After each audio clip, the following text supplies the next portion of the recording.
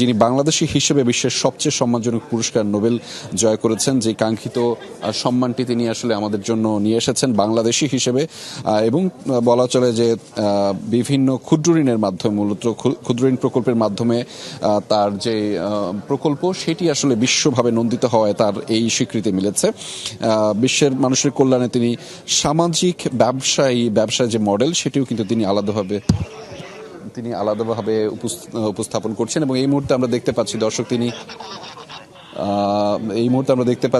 Boarding cross করে এবং তাকে যে আনুষ্ঠানিক অভ্যর্থনা রয়েছে সেটির কার্যক্রম শুরু হয়েছে।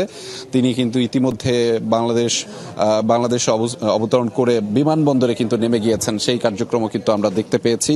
আমরা আপনাদেরকেও দেখাচ্ছি দর্শক, সেটি আপনারা নিশ্চয়ই যমুনা টেলিভিশনের পর্দায় দেখতে পাচ্ছেন। অর্থাৎ অন্তর্বর্তীকালীন সরকারের প্রধান উপদেষ্টা হিসেবে দায়িত্ব নিতে যাওয়া ডক্টর মোহাম্মদ ইউনূস এই মুহূর্তে বিমানবন্দরে এসে নামলেন এবং তাকে যে আনুষ্ঠানিক অভ্যর্থনা জানানো হচ্ছে, 3 বাহিনীর প্রধান থেকে শুরু করে আরও ব্যক্তিবর্গ, তারা মূলত সেই কার্যক্রমে অংশ নিচ্ছেন।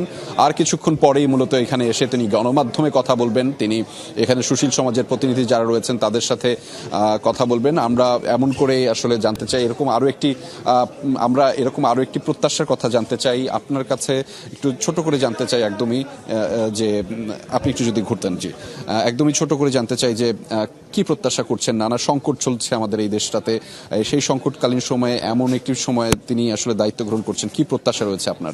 আচ্ছা, এটা কিন্তু এমনি স্বাভাবিক অন্য ক্ষমতা বদল না, এটা গণ আন্দোলনের মধ্যে, ছাত্র জনতার আন্দোলনের মাধ্যমে পরিবর্তিত একটা অবস্থায় অন্তর্বর্তীকালীন সরকারের দায়িত্ব স্যার একটা অভিভাবক হিসেবে নিয়েছেন, ডক্টর ইউনূস একজন অভিভাবক হিসেবে নিয়েছেন। ফলে আমার মনে হয় যে দেশে যে এখন অরাজকতা চলছে এবং অর্থনৈতিক দুর্দশা চলছে, নিশ্চয়ই তিনি এটা সমাধান করবেন এবং বৈষম্য দূরে তিনি অগ্রণী ভূমিকা রাখবেন।